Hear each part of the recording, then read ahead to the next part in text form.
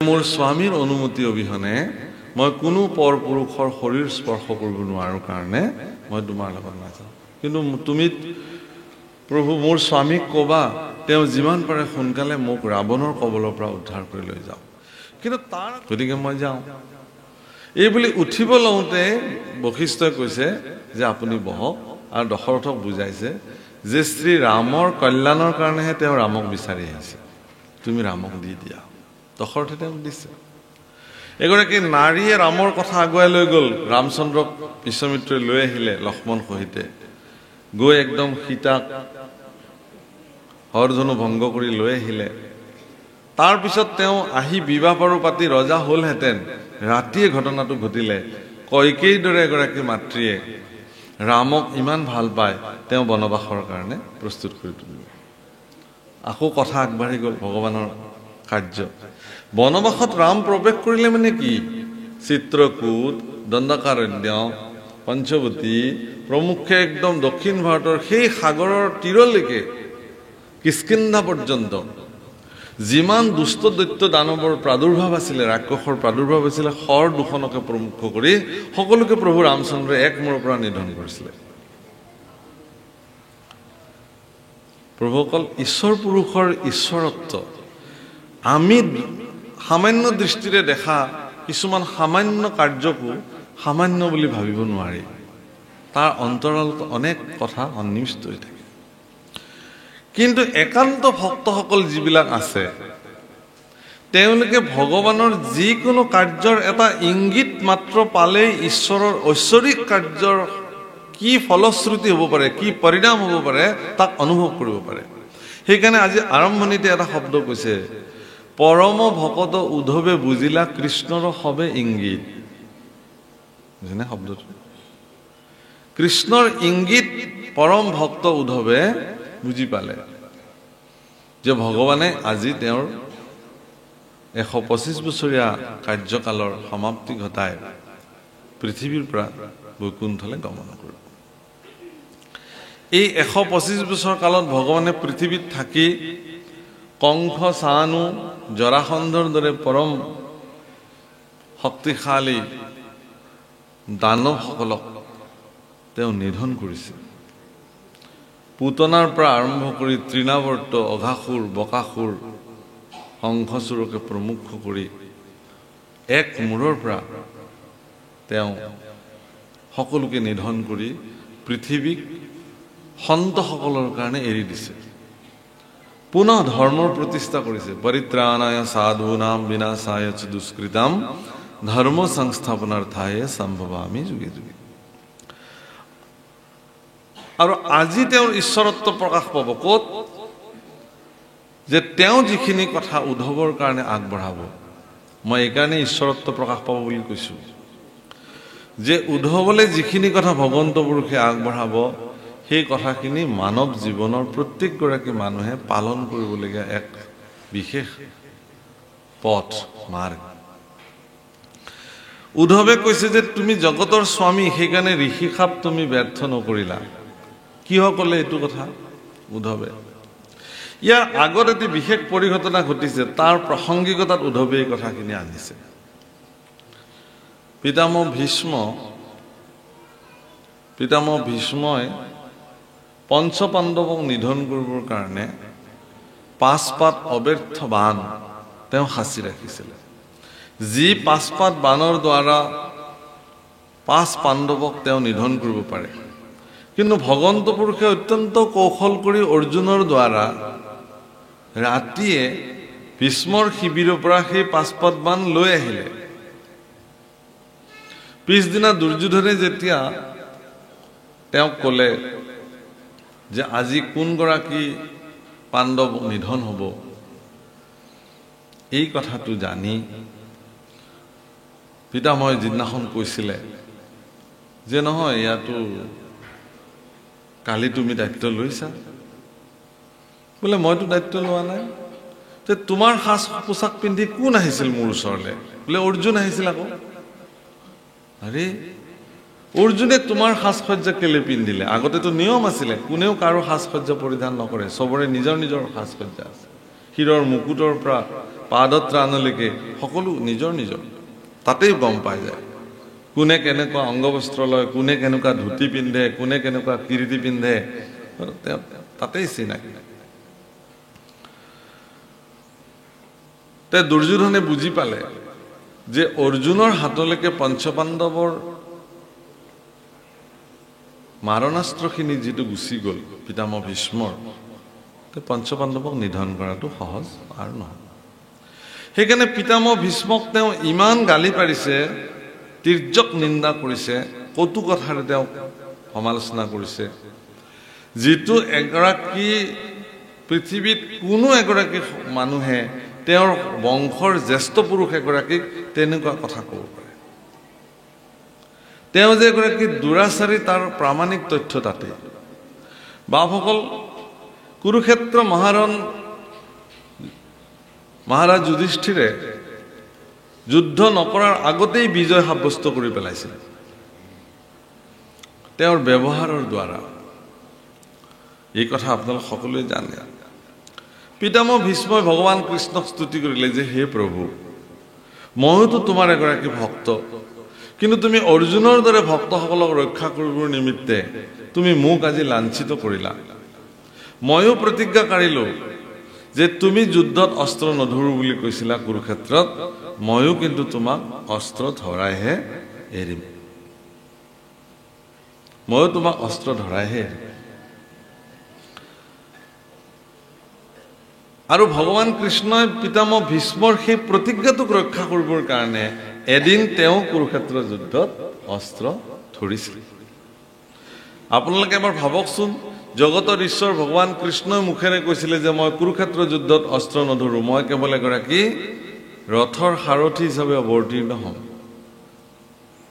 কৃষ্ণৰ এই বাণী তেওঁ নিজে ৰক্ষা কৰিব নোৱাৰিলে কিহৰ কাৰণে ভক্তৰ বাক্যক ৰক্ষা কৰিবৰ কাৰণে কৃষ্ণ পুৰুষৰ কাৰণে ভক্ত ইমানেই শ্ৰেষ্ঠ মই এই কথাখিনি এই কাৰণেই আনিছো যে আপোনালোক প্ৰত্যেকগৰাকী একোগৰাকী ভগৱানৰ ভক্ত ভক্তসকলৰ কাৰণে ভগৱানে কি কৰিব নোৱাৰে মই আৰম্ভণিতে যিটো কথা কৈছিলো তাৰ কথা কোৱাৰ প্ৰয়োজনীয়তাটো এইটো আছিলে যে যিদিনাখন হনুমানে সীতাৰ ওচৰলৈকে যায়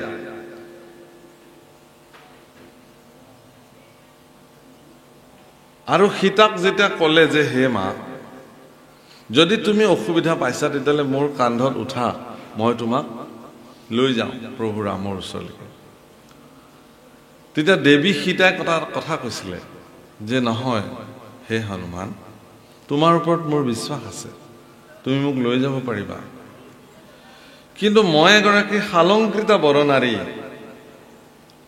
মোৰ স্বামীৰ অনুমতি অবিহনে কোনো পুৰুষৰ শৰীৰ মই স্পৰ্শ কৰিব নোৱাৰো সেইকাৰণেহে তোমাৰ কান্ধত উঠি মই মোৰ স্বামীৰ ওচৰলৈকে নাযাওঁ এবাৰ ভাবকচোন কেনেকুৱা মৰ্যাদাশালী আমাৰ ভাৰতবৰ্ষৰ নাৰীসকল বোলে বোলা বোলা সোনকালে তোমাৰ কান্ধত মই উঠো আৰু সোনকালে মোক লৈ বোলা এইটো কোৱা নাই কিন্তু মোৰ স্বামীৰ অনুমতি অবিহনে মই কোনো পৰ পুৰুষৰ শৰীৰ স্পৰ্শ কৰিব নোৱাৰো কাৰণে মই তোমাৰ লগত নাযাওঁ কিন্তু তুমি প্ৰভু মোৰ স্বামীক ক'বা তেওঁ যিমান পাৰে সোনকালে মোক ৰাৱণৰ কবলৰ পৰা উদ্ধাৰ কৰি লৈ যাওক কিন্তু তাৰ আগতে সীতাই এটা ডাঙৰ কথা কৈছে যে হে হনুমান তুমি পোন প্ৰথমে মোৰ দেৱৰ লক্ষ্মণক মই ক্ষমা প্ৰাৰ্থনা বিচাৰিছো বুলি ক'বা বহুত তাৎপৰ্যপূৰ্ণ কথা এটা ক'বলৈ গৈছো মোৰ দেৱৰ লক্ষ্মণক মই তেওঁৰ চৰণত মই সেৱা জনাইছো প্ৰণিপাত জনাইছো মোৰ ভুল হৈছিল ক্ষমা তেওঁৰ বাক্যটোক মই ৰক্ষা নকৰি তেওঁক মই কটু কথাৰে মই ব্যৱহাৰ কৰিলো তাৰ পিছত কৈছে যে তাৰ পিছতহে মই মোৰ স্বামীক সেৱা কৰিছো বুলি তুমি ক'বা আৰু হনুমানেও আহি এই কথা ৰামচন্দ্ৰক যেতিয়া কৈছিলে যে হে প্ৰভু দেৱী সীতাই মাতৃ সীতাই পোন প্ৰথমে লক্ষ্মণৰ প্ৰতি সেৱা জনাইছে অপৰাধৰ পৰা মুক্ত কৰি দিবৰ কাৰণে তাৰপিছত আপোনাক সেৱা জনাইছে তেতিয়াহে ৰামচন্দ্ৰই কৈছে লক্ষ্মণ সুগ্ৰীৱ ৰেডি হোৱা আজি আমি যাব লাগে লংকাত তাহলে ইমান দিনে ৰামচন্দ্ৰৰ গাত লগা নাছিল নেকি নাই লগা এনেই ঘূৰি ফুৰিছে এই কাৰণে ঘূৰি ফুৰিছে যে তেওঁৰ একান্ত সেৱক ভক্ত লক্ষ্মণক সীতাই এটা কটু কথা কৈছিলে, ভগৱানে তেওঁৰ ভক্তক কোনোবাই বেয়া ব্যৱহাৰ কৰিব, তেওঁৰ পত্নী হলেও তেওঁ ক্ষমা নকৰে। সেইকাৰণে নাম অপৰাধৰ প্ৰথমটো অপৰাধে হ'ল ভকতক নিন্দয় অধম, জানিবা নামৰ দ্ৰোহী পৰম। ভগৱানে চব সহ্য কৰিব পাৰে, ভক্তৰ নিন্দা সহ্য কৰিব নোৱাৰে। গতিকে তেওঁৰ একান্ত ভক্ত লক্ষ্মণক কৰা অপমান, তাৰ শাস্তি স্বৰূপে এবছৰ কাল অধিক কাল ৰাৱণৰ গৃহত সীতা থাকিব লগা হ'ল। ৰামে তেওঁক উদ্ধাৰ কৰিবলৈ যোৱা নাছিল। যেতিয়া গম পালে যে তেওঁ অনুশোচনা কৰিছে, তেতিয়া তেওঁ উদ্ধাৰ কৰিবৰ কাৰণে প্ৰস্তুত হৈছে। অম্বৰীষক যেতিয়া দুৰ্বাসাই অপমান কৰিছিল, অম্বৰীষৰ নিৰাপত্তাত থকা ভগৱানৰ সুদৰ্শন চক্ৰই যেতিয়া দুৰ্বাসাক খেদি লৈ ফুৰিছিল, তেতিয়া সমস্ত ত্ৰিভুৱন দৌৰি দৌৰি দৌৰি দৌৰি এটা সময়ত দুৰ্বাসাই আহি পেলাই ভগৱান কৃষ্ণৰ চৰণত পৰিছিল। ত্ৰাহিমা মধুসূদনম, হে মধুসূদন তুমি মোক ৰক্ষা কৰা, কিয় যে তোমাৰ সুদৰ্শনক তুমি কোৱা, নহলে ই মোক কাটি টুকুৰা টুকুৰি কৰিব। তেতিয়া ভগৱান কৃষ্ণই কৈছিল যে মই আকৌ একো ক'ব নোৱাৰিম, তুমি যিজন মোৰ ভক্তক অপমান কৰিছা তেওঁৰ ওচৰলৈ যোৱা, তেওঁ যদি ক্ষমা কৰি দিয়ে তেতিয়াহ'লে মোৰ সুদৰ্শনে তোমাক একো নকৰে। দুৰ্বাসা পুনৰ উভতি আহি পুনৰ ভগৱানৰ ভক্ত অম্বৰীষক তেওঁ কি কৰিছে, প্ৰণিপাত জনাইছে, অপৰাধ মাগিছে। তাৰপিছত সেইকাৰণে কোনো কাৰণত প্ৰভুসকল কোনো ভক্তৰ কাৰ্যক কেতিয়াও নিন্দাসূচক বাক্য কেতিয়াও দিব নালাগে।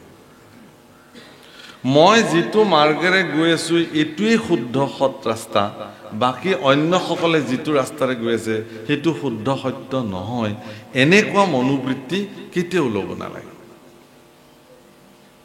ভগৱানক কোনে কেনেকে ভজনা কৰি পাইছে এই কথা আপুনি মই নাজানো। ভাৰতবৰ্ষত আজিৰ তাৰিখত এটা বিশেষ অনুষ্ঠান চলি আছে, আপোনালোকে সকলোৱে জানে, শুনি আছে। তীৰ্থৰাজ প্ৰয়াগত কুম্ভ মেলা চলি আছে এই মুহূৰ্তত। কেতিয়াৰ পৰা আৰম্ভ হৈছে? মাঘৰ সংক্ৰান্তিৰ পৰা, অৰ্থাৎ মকৰ সংক্ৰান্তিৰ পৰা কুম্ভ মেলা আৰম্ভ হৈছে। মহাশিৱৰাত্ৰিৰ দিনা কুম্ভ মেলাৰ সমাপ্তি ঘটিব। প্ৰায় ৪৫ দিনীয়া এটা পৰিক্ৰমা। তাত সমগ্ৰ ভাৰতবৰ্ষৰ ঋষি মুনি ভক্ত সন্যাসী সকলোবিলাক তালৈকে গৈছে, তাত গৈ আছে। তাত গোটেইকেইদিন তাত থাকিব তেওঁলোক, স্নান পান কৰি তেওঁলোকৰ সাধনা তেওঁলোকে কৰিব। এইটোক কল্পবাস বুলি কয়, কল্পবাস ব্ৰত বুলি কয়। কল্পবাস মানে হ'ল যে কলি যুগৰ বয়স হ'ল ৪,৩২,০০০ বছৰ, দাপৰ যুগৰ বয়স ৮,৬৪,০০০, মানে কলিৰ দুগুণ। ত্ৰেতাৰ যুগৰ বয়স দাপৰৰ দুগুণ, সত্য যুগৰ বয়স ত্ৰেতাৰ দুগুণ। এই গোটেইখিনি বয়স লগ কৰিলে এক মহাযুগ বোলে। এনেকুৱা ১০০০টা মহাযুগক এক কল্প বোলে। অৰ্থাৎ কুম্ভ মেলা সেই ৪৫ দিনীয়া পৰিক্ৰমাত যিসকলে কল্পবাস কৰিব, তাত তেওঁলোকে নিজৰ নিজৰ যিসকলে সাধনা কৰিব, সেই সাধনাত এক কল্প সাধনা কৰাৰ যিমান পুণ্য ফল তাত প্ৰাপ্তি হয়, সেইকাৰণে যায় তালৈকে। বহুতে প্ৰশ্ন কৰে যে তাত কি কৰিব গৈ পেলাই, তাত কিবা নিৰ্দিষ্ট ধৰ্ম সাধন কৰাৰ ব্যৱস্থা আছে নেকি? নাই। তাত প্ৰত্যেক ভকতে নিজৰ নিজৰ যি সাধনা আছে সেয়া কৰিব। তাত কোনেও কাকো বাধাও নিদিয়ে, কোনেও কাকো জোৰ জুলুমো নকৰে। শৈৱসকলে গৈ তাত শিৱ আৰাধনা কৰিব, বৈষ্ণৱসকলে গৈ বৈষ্ণৱৰ আৰাধনা কৰিব, কৰ্মকাণ্ডীসকলে পূজা পাতাল কৰিব। আৰু এইবাৰ সৌভাগ্য মৰ্মে অসমৰ পৰা এটি দল কুম্ভ মেলালৈকে আমন্ত্ৰিত হৈছে। মানে তালৈ আমন্ত্ৰিত মানে কোনেও তাত আমন্ত্ৰণ কৰিব নালাগে, আচলতে নিজে যাব লাগে। আৰু ভালেমান উত্তৰ পূৰ্বাঞ্চলৰ সত্ৰাধিকাৰকে প্ৰমুখ কৰি জাতি জনগোষ্ঠীয় ধৰ্ম গুৰুসকল ইতিমধ্যে তালৈকে যাত্ৰা কৰিছে। সৌভাগ্যৰ বিষয়টো এইটোৱেই যে এইবাৰ পোনপ্ৰথমবাৰৰ কাৰণে কুম্ভ মেলাত প্ৰয়াগ তীৰ্থ প্ৰভুসকল মনত ৰাখিব, তাত কি কি নদী সংযুক্ত হৈছে?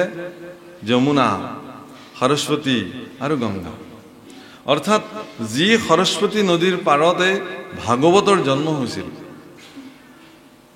সৰস্বতী নদীতে, সেইকাৰণে সৰস্বতী জ্ঞানৰ প্ৰতীক। আৰু গংগাৰ পাৰত ৰামৰ সভ্যতা সংস্কৃতি উন্মুক্ত হৈছে আৰু যমুনাৰ পাৰত কৃষ্ণ সংস্কৃতিৰ উন্মুক্ত হৈছে। গতিকে তিনিওটা সংগমস্থল য'ত ত্ৰিবেণী সংগম বুলি কয়। বেণী মানে আচলতে আমাৰ আইসকলে যে চুলি গাঁঠে বেণী, তাত আপোনালোকে চাবচোন চুলিখিনিক তিনিটা ভাগ কৰি লয় আৰু সেই তিনিটা ভাগ কৰি লৈ যেতিয়া বেণীডাল গুঠি আহে তেতিয়া আপুনি যিফালৰ পৰাই নাচাওক কিয় তাত মাত্ৰ দুকোচা চুলিহে দেখা যায়, দুটা ধাৰা দেখা যায়, তিনিটা ধাৰা নেদেখে।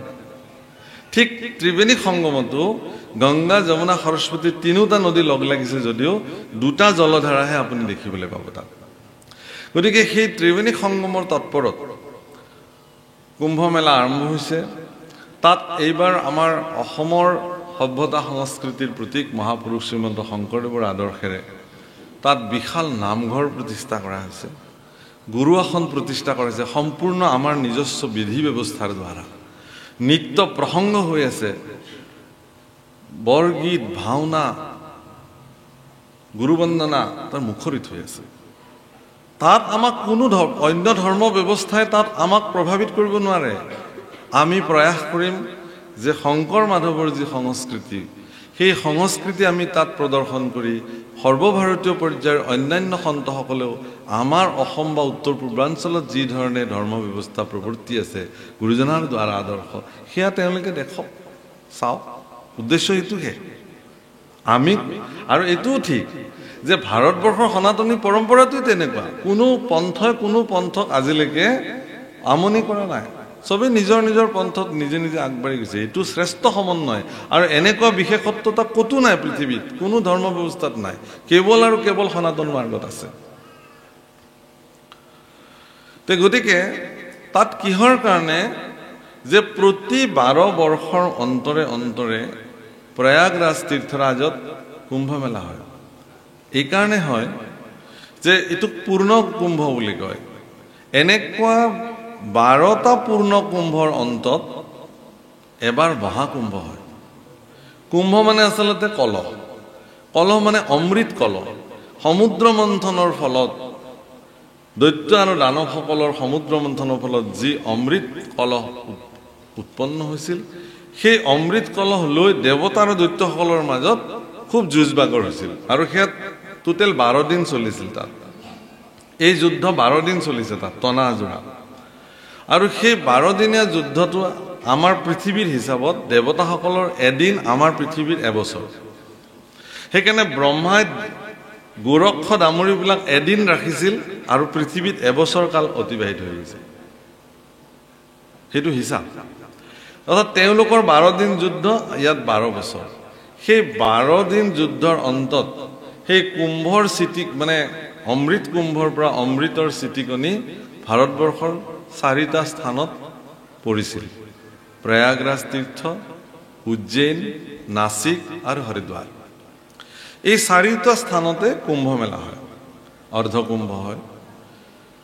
আৰু প্ৰয়াগৰাজ তীৰ্থত প্ৰতি 12 বছৰ অন্তৰে অন্তৰে কেতিয়া হয় যে সূৰ্য যিদিনাখন মকৰ ৰাশিত স্থিতি হয়, উত্তৰায়ণ হয়। প্ৰভুসকল উত্তৰায়ণৰ স্থিতি বহুত বেলেগ। আমাৰ ইয়াত ভাগৱতত এই কথা লিখিছে যে পৰীক্ষিতে, দেৱৰ্ষি নাৰদে, ভক্তসকলে উত্তৰায়ণ স্থিতি, পিতামহ ভীষ্ময়ো কৈছে যে যেতিয়া সূৰ্য উত্তৰায়ণ হ'ব মই তেতিয়াহে প্ৰাণ ত্যাগ কৰিম। উত্তৰায়ণ শব্দৰ অৰ্থটো হ'ল কি যে মানুহৰ জীৱনৰ উত্তৰণ, আচলতে চিন্তাৰ উত্তৰণ, অধোগতি নহয়। দক্ষিণায়ন হ'ব অধোগতি হ'লে, দক্ষিণ যমৰ দুৱাৰ। আপোনাৰ চিন্তা যদি ওপৰলৈ যায় তেতিয়াহ'লে উত্তৰায়ণ হ'ল চিন্তা, আৰু যিমান তললৈ চিন্তা নিজ চিন্তা হ'ব সিমান দক্ষিণায়ন। ই যমৰ যাতনা ভোগ কৰিব। গতিকে উত্তৰায়ণ আজি উদ্ধৱকো কৃষ্ণ পুৰুষে ক'ব যে তুমি বদৰিকালৈ যোৱা, সমুদ্ৰ পৃষ্ঠৰ পৰা বদৰিকা ওপৰলৈ ঊৰ্ধ্বগতি হ'ব, ইও উত্তৰায়ণে হয়। গতিকে হে প্ৰভুসকল, ভগৱান যে জগতৰ স্বামী, তেওঁ নিজৰ অস্তিত্বতকৈও ভকতৰ অস্তিত্বক অধিক প্ৰাধান্য দিয়ে, এই কথা ভাগৱতে প্ৰমাণ কৰিছে। গতিকে তেওঁ ইচ্ছা কৰিলে ঋষিসাপ ব্যৰ্থ কৰিব পাৰিলেহেঁতেন, কিন্তু তেওঁ নকৰিলে।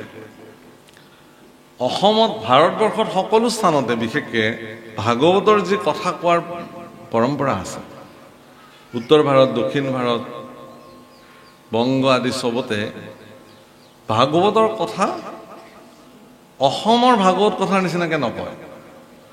অসমত আটাইতকৈ শ্ৰেষ্ঠ পৰম্পৰাটো হ'ল অবিৰত ভাগৱত পাঠ।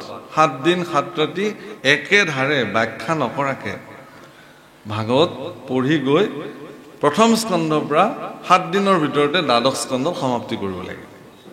এই পৰম্পৰা অসমত চলি আহিছে, অবিৰত ভাগৱত পাঠ। আৰু এইবাৰ আমি সমগ্ৰ ভাৰতবৰ্ষক দেখুৱাম যে আজি 20 তাৰিখটো, আজি 19 তাৰিখ, 19 তাৰিখ নহয়নে? 21 তাৰিখৰ পৰা কুম্ভত, প্ৰয়াগৰ পবিত্ৰ তীৰ্থত 7 দিন 7 ৰাতি অবিৰত ভাগৱত পাঠ হ'ব, মহাপুৰুষ গুৰুজনাৰ দ্বাৰা বিৰচিত।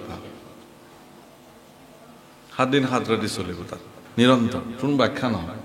আমাৰ যিটো পৰম্পৰা, সমগ্ৰ ভাৰতবৰ্ষৰ সন্তসকলে দেখিব যে উত্তৰ পূৰ্বাঞ্চলৰ অসম এনেকুৱা এখন স্থান য'ত দিনে ৰাতিয়ে মানুহে অখণ্ড চিত্তে ভাগৱত শ্ৰৱণ কৰাৰ ক্ষমতা তেওঁলোকৰ থাকে।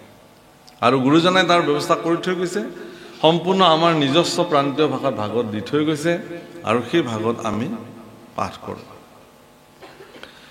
হীৰা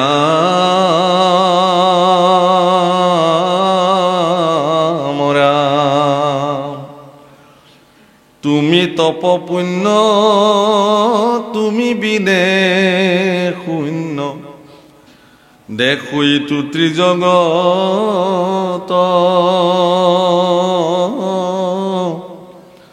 কাৰ পুণ্য ককৰু চৰণত ধৰু, লৈও কমুক লগত।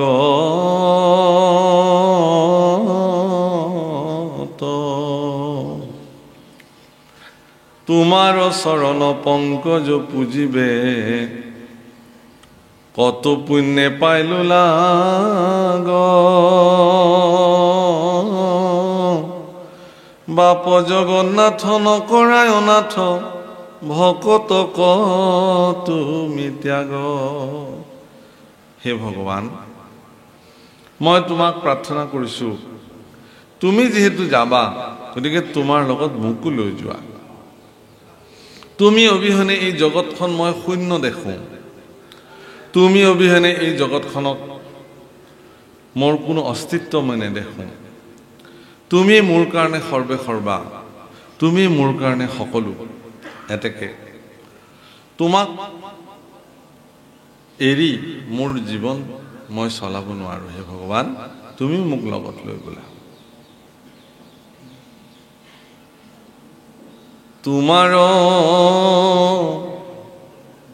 চৰণ পংকজ পুজিবে, কত পুণ্যে পাইলো লাগ,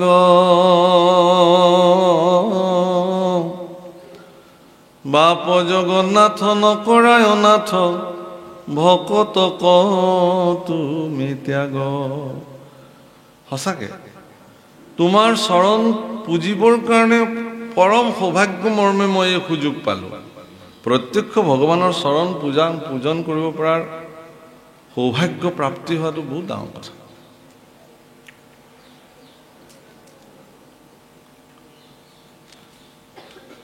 প্ৰভু ৰামচন্দ্ৰৰ চৰণ সেৱা কৰিছিল নিৰন্তৰ যিসকলে, লক্ষ্মণ, হনুমান, এইসকলে।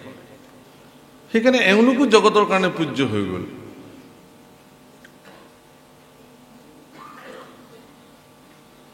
আজিও এটা পৰম্পৰা, এটা কথা ধৰা হয় ভাৰতবৰ্ষৰ সনাতন পৰম্পৰা,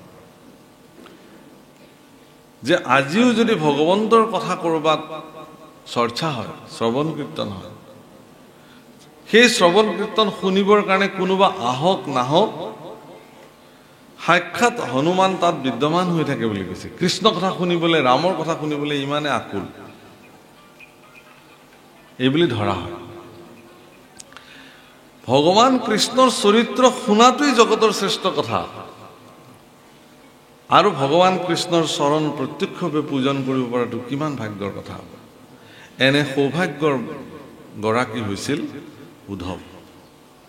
তেওঁ বৃহস্পতি গুৰুৰ শিষ্য হোৱাৰ পিছতো, সেই সময়ৰ এগৰাকী উচ্চ শিক্ষিত লোক হোৱাৰ পিছতো তেওঁৰ জীৱনৰ সৰ্বোচ্চ শিক্ষা ব্যৱস্থা, জ্ঞান, কৰ্ম সকলো তেওঁ ভগৱানৰ চৰণ সেৱাৰ কাৰণে সমৰ্পণ কৰিছিল। সেইকাৰণে তেওঁ কৈছে যে তুমি যিহেতু যাব ওলালা, হে প্ৰভু ময়ো তোমাৰ লগত যাম, তুমি মোক লগত লৈ যোৱা, তুমি ভকতক ত্যাগ কৰিব নোৱাৰিবা, তুমি লৈ যোৱা। সম্যকে অমৃত তোমাৰ চৰিত্ৰ, শুনে মাত্ৰ যিটো নৰে, পায়া প্ৰেম ভাৱনেৰৈতো জোপাও বিষয়কো পৰিহৰে। সম্যক শব্দৰ অৰ্থ হ'ল উত্তম। তোমাৰ চৰিত্ৰ উত্তম অমৃত প্ৰভু, ইয়াতকে আৰু উত্তম কথা অমৃত কি হ'ব পাৰে জগতৰ। তোমাৰ এই চৰিত্ৰ অমৃত যিসকলে শ্ৰৱণ কৰে, যিবিলাক ব্যক্তিয়ে এই কথা শুনে, তেওঁ প্ৰেম ভাৱাপন্ন হয় আৰু বিষয়ক তেওঁ পৰিত্যাগ কৰিব পৰা সামৰ্থ্য হয়। এতিয়া প্ৰশ্ন হ'ল, আমিবিলাকেওতো ভাগৱত শুনি থাকোঁ, কৃষ্ণ কথা শুনি থাকোঁ, এতিয়া আমি কিয় বিষয়ক পৰিত্যাগ কৰিব পৰা নাই? আমিতো নিৰন্তৰ কৃষ্ণ কথা শুনি আছো, আমি কিয় বিষয়ক পৰিত্যাগ কৰিব পৰা নাই?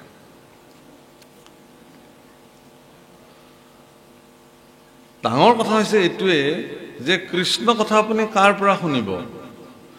আপুনি চাওক যে সীতাৰ কথা, ভগৱান ৰামৰ পত্নী সীতাৰ চৰিত্ৰ যি ধৰণে বৰ্ণিত হৈছে, এগৰাকী পৰম কল্যাণকামী সাধ্বী শান্তি নাৰী সীতাৰ চৰিত্ৰ যদি কোনোবাই শুনে, যিমান দুষ্ট পুৰুষ হ'লেও তেওঁৰ মন তৎক্ষণাৎ নিয়ন্ত্ৰণলৈ আহি যায় সীতাৰ চৰিত্ৰ শুনিলে। এগৰাকী চঞ্চলৰ পৰা চঞ্চল কামী পুৰুষৰ ওচৰতো যদি সীতাৰ চৰিত্ৰ কোনোবাই গায়, তেতিয়াহ'লে তেওঁৰ লগে লগে মানস পটত এনেকুৱা ক্ৰীড়া আৰম্ভ হৈ যায় যে তেওঁ তৎক্ষণাৎ তেওঁ নিজক সংযম কৰিব পৰা সামৰ্থ্য হৈ যায়।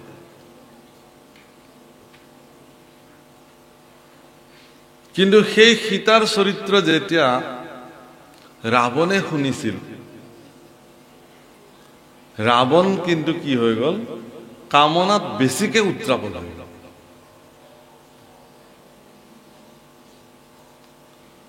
ৰাৱণ কামনাৰ প্ৰতি বেছি তৎক্ষণাৎ মানে লাগে আৰু সীতাক তেওঁ এনেকুৱা কামনা পৰব হৈ গ'ল। কিহৰ কাৰণে? মনত ৰাখিব প্ৰভুসকল, কৃষ্ণ কথা কাৰ মুখেৰে শুনিব? তেওঁ শুনিছিল কাৰ মুখেৰে? শূৰ্পণখাৰ মুখেৰে শুনিছিল। সেইকাৰণে তেওঁৰ জীৱনত উল্টা ক্ৰীড়া আৰম্ভ হৈ গ'ল। সেইকাৰণে ভগৱানৰ চৰিত্ৰ কাৰ মুখেৰে শ্ৰৱণ কৰিব সেইটো খুব নিৰ্ণায়ক কথা। কিন্তু একেই ভগৱানৰ চৰিত্ৰ শূৰ্পণখাৰ মুখে ৰাৱণে শ্ৰৱণ কৰিলে কাৰণে ৰাৱণৰ মন মানসিকতা তাৰ উল্টা ৰিয়েকশ্যনটো হৈ গ'ল, উলটা প্ৰভাৱ হৈ গ'ল। সেইকাৰণে কৃষ্ণ কথা কাৰ পৰা শুনিব? আটাইতকৈ উত্তম বিচাৰটো হ'ল এইটোৱে যে কৃষ্ণ কথা নিজেই নিজৰ ভিতৰত শ্ৰৱণ কৰাৰ ব্যৱস্থা কৰিব লাগিব। অৰ্থাৎ আপুনি সেই অৱস্থালৈকে গুচি যাব পাৰিব লাগিব, আপোনাৰ ভিতৰত থকা আপুনিয়ে আপোনাক কৃষ্ণ কথা শুনাব।